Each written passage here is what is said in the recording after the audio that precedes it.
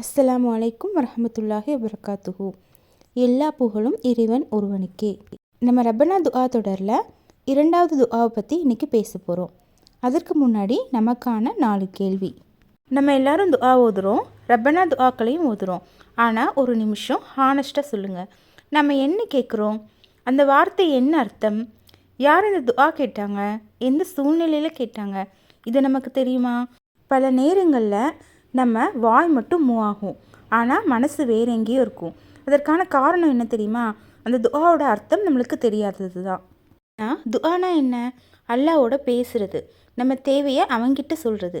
நீங்கள் ஒருத்தர்கிட்ட ஹெல்ப் கேட்கும்போது உங்களுக்கு என்ன வேணும்னே தெரியாமல் அவங்கக்கிட்ட அந்த ஹெல்ப்பை கேட்பீங்களா? இல்லை.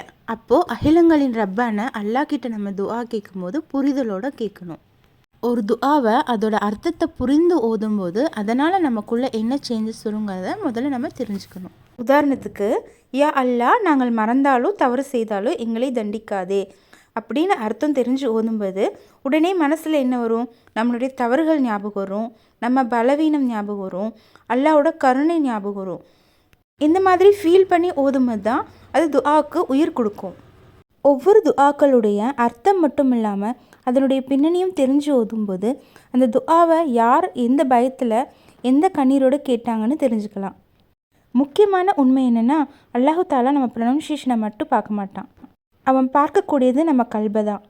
அதனால் இந்த ரப்பனா துஆ தொடரில் நம்ம என்ன செய்ய போகிறோன்னா, ஒவ்வொரு துஆவையும் அரபிக்லேயும் அதோட அர்த்தத்தையும் அந்த துஆவுடைய பின்னணியும் அந்த துஆவுக்கும் நம்ம வாழ்க்கைக்கும் என்ன கனெக்ஷன் இதெல்லாம் சேர்த்து உணர்ந்து ஓத கற்றுக்கொள்ள போகிறோம்.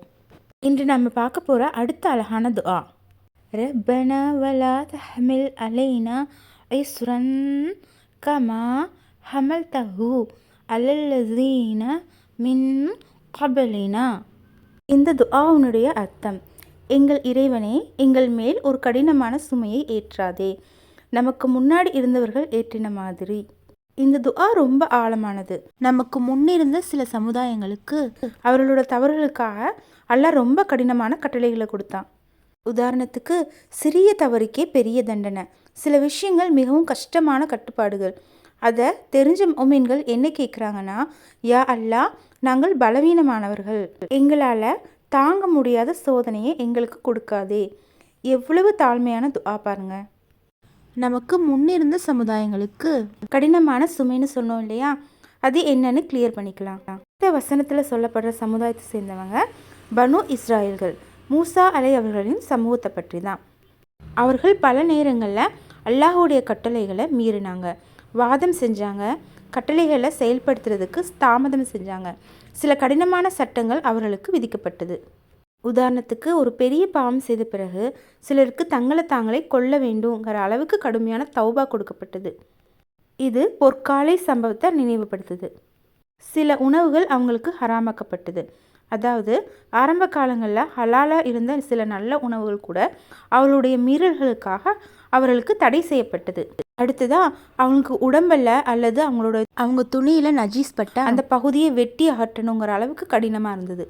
இதனால தான் முஃமின்கள் என்ன கேட்குறாங்கன்னா, யா அல்லாஹ், அவர்களுக்கு இருந்த மாதிரி கடினமான சட்டங்களை எங்களுக்கு வேண்டாம், நாங்கள் பலவீனமானவர்கள் அப்படின்னு கேட்குறாங்க. முக்கியமான பாயிண்ட் என்னென்னா, இது அவங்கள கெட்டவங்கன்னு சொல்கிறதுக்காக இல்லை, கட்டளை மீறினால் என்ன ஆகும், அல்லாஹ்வோட கருணை நமக்கு எவ்வளவு பெரியது, இதை நம்ம புரிஞ்சுக்கணும்.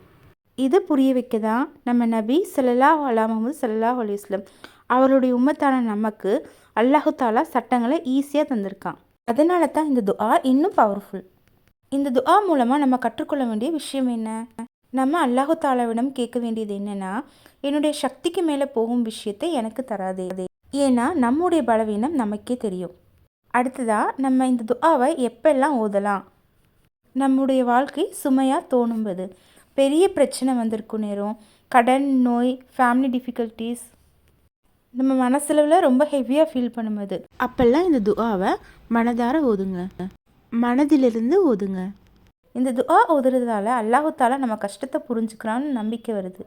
அதனால் தினமும் இந்த துஆவை ஓதி பாருங்கள், மனசு லேசாகிடும்.